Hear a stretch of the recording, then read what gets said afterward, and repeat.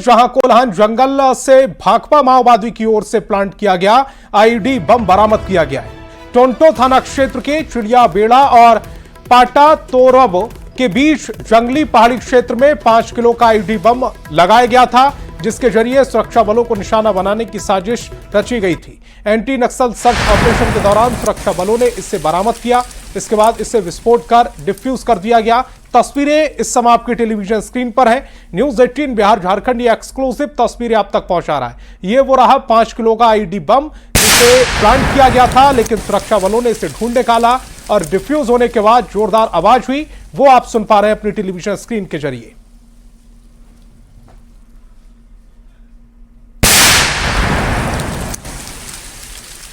खबर रांची से, जहां पश्चिमी विक्षोभ के असर के बाद घना कोहरा छाया हुआ है। कोहरे की वजह से विजिबिलिटी लगभग शून्य दिख रही है और इस वजह से रिंग रोड पर गाड़ियों की रफ्तार काफी धीमी नजर आ रही। कोहरे की वजह से राजधानी में शीत लहरी का भी असर दिख रहा है। माना जा रहा है कि कल से रांची समेत राज्य भर में तापमान और गिरेगा और लोगों को ठंड और सता सकती है। तस्वीरें आप देख पा रहे हैं, लगभग विजिबिलिटी शून्य के बराबर है।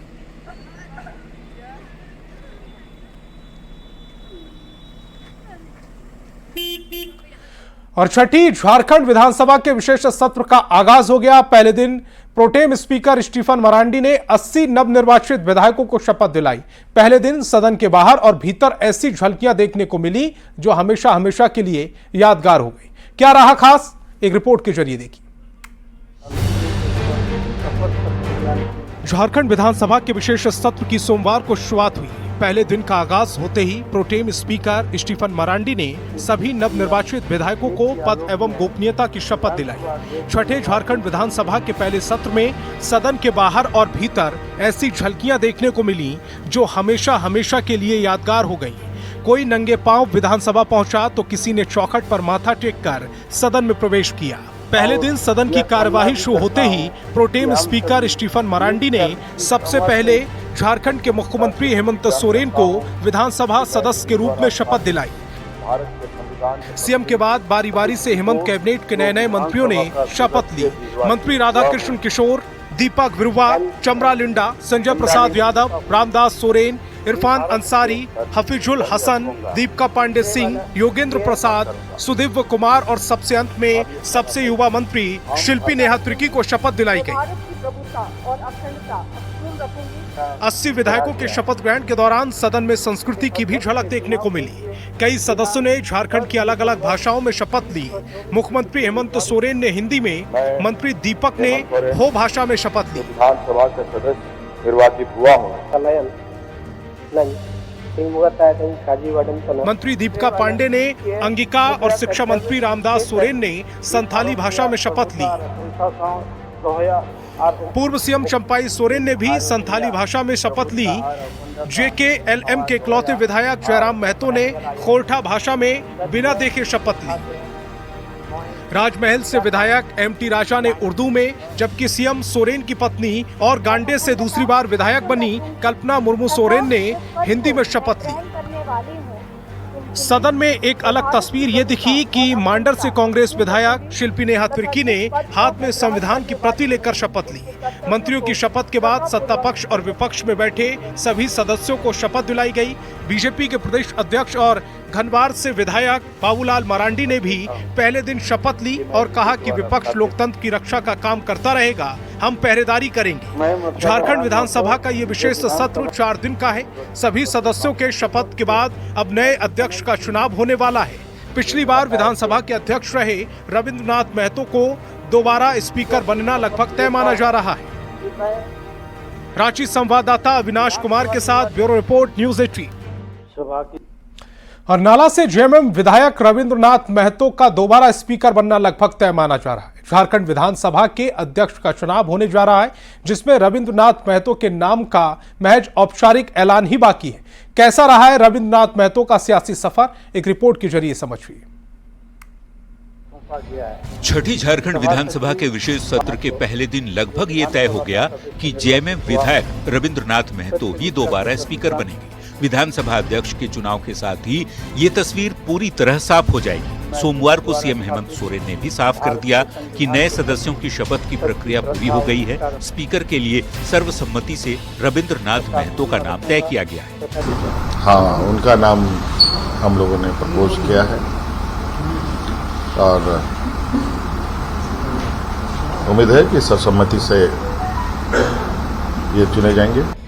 मुख्यमंत्री के इस बयान के बाद ये तय है कि रविंद्रनाथ महतो ही दोबारा स्पीकर बनने जा रहे हैं। 65 साल के रविंद्रनाथ महतो मूल रूप से जामताड़ा के पाटनपुर के रहने वाले हैं। इनके पिता गोलक बिहारी महतो पेशे से शिक्षक थे। बतौर निर्दलीय रविंद्रनाथ महतो ने राजनीति की शुरुआत की और फिर जेएमएम में शामिल हो गए। बेहद सरल और मृदुभाषी स्वभाव के रविंद्रनाथ महतो चौथी बार नाला सीट से जेएमएम विधायक बने।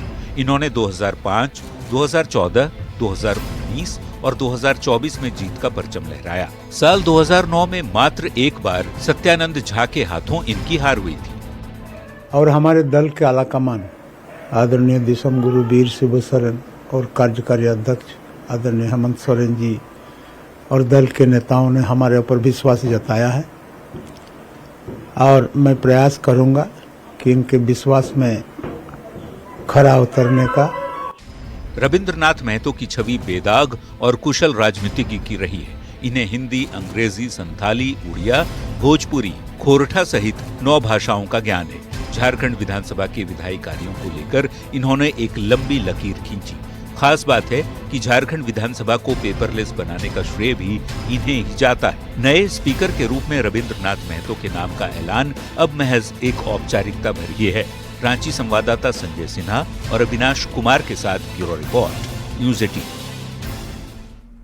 रांची विधानसभा सीट को बीजेपी का अवैध किला बनाने वाले सीपी सिंह ने बड़ा ऐलान कर दिया। रिकॉर्ड 7वीं बार चुनाव जीतकर सदन पहुंचे सीपी सिंह ने घोषणा कर दी है कि वो 8वीं बार विधानसभा का चुनाव नहीं लड़ेंगे। कैसा रहा है सीपी सिंह का सियासी सफर और आगे किस किरदार में आएंगे नजर, एक रिपोर्ट के जरिए देखिए। 7वीं बार के बाद 8वीं बार विधानसभा का चुनाव नहीं लड़ूंगा, तो जो वचन दिया है उसको पूरा करेंगे। मैंने कह दिया है कि 7वीं बार के बाद 8वीं बार विधानसभा का चुनाव नहीं लड़ूंगा। सदन की सीढ़ियों के सामने शीश झुका रहे सीपी सिंह की ये तस्वीर झारखंड की सियासत के लिए ऐतिहासिक है। एक और पहली बार चुनाव जीत कर आए लगभग 1/4 विधायकों ने प्रणाम कर लोकतंत्र के मंदिर में प्रवेश किया, तो दूसरी ओर बीजेपी विधायक सीपी सिंह ने आखिरी बार नमन किया, क्योंकि झारखंड की राजनीति में सीपी सिंह की ये आखिरी पारी है। रघुकुल रीत सदा चली आई, प्राण जाए पर वचन न जाए। हम लोग रघुकुल वाले हैं, तो जो वचन दिया है उसको पूरा करेंगे। 9वीं क्लास में जनसंघ से जुड़े सीपी सिंह ने लगभग 50 साल तक पार्टी की सेवा की। सीपी सिंह झारखंड की राजनीति का दिग्गज चेहरा माने जाते हैं। शुरू से साफगोई पसंद और सर्वसुलभ नेता रहे हैं। एबीवीपी से सीपी सिंह ने राजनीतिक करियर की शुरुआत की। 1978 में जनता पार्टी से जुड़कर सक्रिय राजनीति में आए। 1980 में रांची बीजेपी में यूथ विंग के अध्यक्ष बने। पहली बार 1996 में रांची विधानसभा उपचुनाव में टिकट मिला तो विरोध का सामना भी करना पड़ा। तब यशवंत सिन्हा, गोविंदाचार्य और बिहार के तत्कालीन बीजेपी अध्यक्ष ने सीपी सिंह को चुनावी मैदान में उतरने की सिफारिश की। फिर क्या था, पहले चुनाव से लेकर आखिरी चुनाव तक सीपी सिंह ने पीछे मुड़कर कभी नहीं देखा। रांची विधानसभा सीट को बीजेपी का मजबूत किला बनाया। 1996 के बाद से लगातार विधानसभा के सदस्य रहे। लगभग 7 बार चुनाव जीतकर अनोखा रिकॉर्ड बनाया। सदन में बीजेपी के मुख्य सचेतक रहे और साल 2010 में झारखंड विधानसभा के स्पीकर के तौर पर मोर्चा संभाला। देखिए, मेरे इरादे बचपन से ही हमेशा फौलादी रहे। मैं जिंदगी में डरा तो सिर्फ भगवान से डरा, इसके अलावा मैं किसी से डरता भी नहीं। सीपी सिंह ने संगठन के साथ साथ आंदोलनों में भी बड़ी भूमिका निभाई। जेपी आंदोलन के दौरान सीपी सिंह को जेल जाना पड़ा। अलग झारखंड राज्य के आंदोलन में भी काफी सक्रिय रहे। खास बात ये कि नक्सलियों को राजनीतिक संरक्षण का भी हमेशा से विरोध किया। अब ये देखना होगा कि चुनावी राजनीति से अलग होने के बाद सीपी सिंह किस किरदार में नजर आते हैं। रांची संवाददाता अविनाश कुमार के साथ ब्यूरो रिपोर्ट, न्यूज़ 18। शपथ ग्रहण के बाद हेमंत सरकार के मंत्री काम संभाल रहे हैं और इसी के साथ ही अपनी प्राथमिकता भी तय कर रहे हैं। आप भी जानिए वित्त मंत्री राधाकृष्ण किशोर, स्वास्थ्य मंत्री इरफान अंसारी और कृषि मंत्री शिल्पी नेहा तिर्की ने क्या प्राथमिकताएं हैं और क्या कुछ कहा है। तैयार कर रहे हैं 2025-26 में हमें विश्वास है कि हम अपने संसाधनों के आधार पे जो रेवेन्यू में वृद्धि करनी है वो हम कर पाएंगे। एक चुनौती है मुख्यमंत्री मैया सम्मान योजना की बात आगे करें, बढ़ा 200 यूनिट मुफ्त बिजली की बात करें, इन चुनौतियों से जो मुफ्त राशि वाली योजनाएं कैसे पार पाएंगे? बजट चुनौती नहीं है, चुनौती है लेकिन नामुमकिन नहीं है। हमारे पास इतना रिसोर्सेज है कि उसको सिर्फ इंक्रीज कर लेना, वो इंक्रीज हम करेंगे। यकीन दिलाता हूं आप सबको, please trust me, I will do better and better and better. लगता है कि भाजपा ने जंग लगा दिया हेल्थ में, तो मैं इसको ठीक करूंगा। अच्छी तरह से मैं इस डिपार्टमेंट को मैसेज दूंगा राज्य में कि यहाँ पर भी अच्छा हेल्थ हो सकता है, अच्छा स्वास्थ्य हो सकता है। दिल्ली से अच्छा करूंगा और दिल्ली के लोग झारखंड आएंगे, देश के लोग झारखंड आएंगे स्वास्थ्य का इलाज कराने के लिए। व्यवस्था नहीं दे पाए हैं किसानों को, जिस वजह से अधिक हमारे किसान पलायन करते हैं और दूसरे राज्य में जाके मजदूरी करने में बेबस है। तो कैसे मुझे लगता है उन सिस्टम को पूरा व्यवस्थित करूं। इसके अलावे जो डायरेक्ट बेनिफिट्स है किसानों को, चाहे वो इरिगेशन का, सिंचाई की बात कह ले, या एक डिफाइंड प्राइस डेफिनेशन भी बहुत जरूरी है। आज बिचौलियों से सबसे ज्यादा सामना करना पड़ रहा है किसानों को। योजनाएं सरकार लाती हैं, धरातल में हम लोग उसको नहीं ले जा पा रहे हैं। तो हमारा ये प्रयास रहेगा कि कैसे हम लोग एक कम्युनिकेशन, क्योंकि जैसे जनजाति समाज होता है, पिछड़ा समाज होता है, मुझे तो लगता है कि किसानों का एक अलग ही ये कम्युनिटी है, और कम्युनिटी तक हम लोग कैसे एक कम्युनिकेशन स्टैब्लिश कर पाए, ये हमारे विभाग की प्राथमिकता होनी चाहिए। और सीएम हेमंत सोरेन ने रांची के स्मार्ट सिटी में मंत्रियों के लिए बने नवनिर्मित आवास और पूरे कैंपस का निरीक्षण किया। उन्होंने सभी काम 15 जनवरी 2025 तक पूरा करने के निर्देश दिए ताकि मंत्रियों को आवास आवंटित किया जा सके। उन्होंने कैंपस में क्लब हाउस, बैडमिंटन कोर्ट और पुलिस बैरेक का भी जायजा लिया। इस मौके पर विधायक कल्पना सोरेन, मुख्यमंत्री के अपर मुख्य सचिव अविनाश कुमार, प्रधान सचिव नगर विकास विभाग सुनील कुमार भी मौजूद रहे।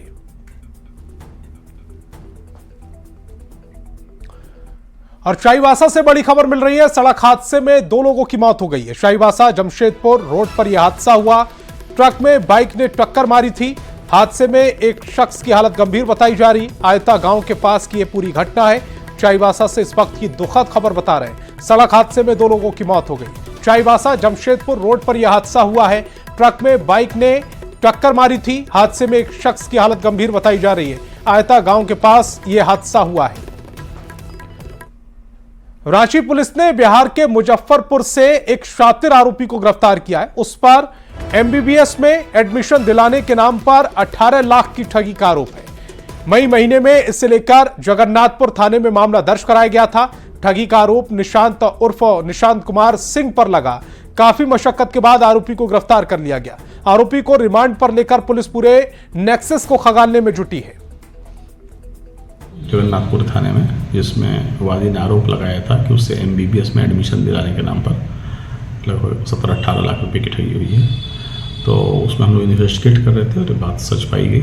और अभी जो चूँकि बिहार का रहने वाला था, तो काफ़ी मेहनत से रांची पुलिस ने कई जगहों पर छापेमारी की, दर्ज जाकर गिरफ्तार हुआ है। और उसे गिरफ्तार करने के बाद जो कानूनी प्रक्रिया है उसे न्यायिक हिरासत। अब प्रधानमंत्री मोदी के स्वच्छ भारत अभियान को सही साबित कर रहे हैं जमशेदपुर से सटे एक गांव कुनीडीह के लोग, जहां लोग घर ही नहीं बल्कि गांव को भी साफ सुथरा रखते हैं। दीवारों पर सोहराय कलाकृति के जरिए खास संदेश भी दिया जा रहा है। देखिए खास रिपोर्ट।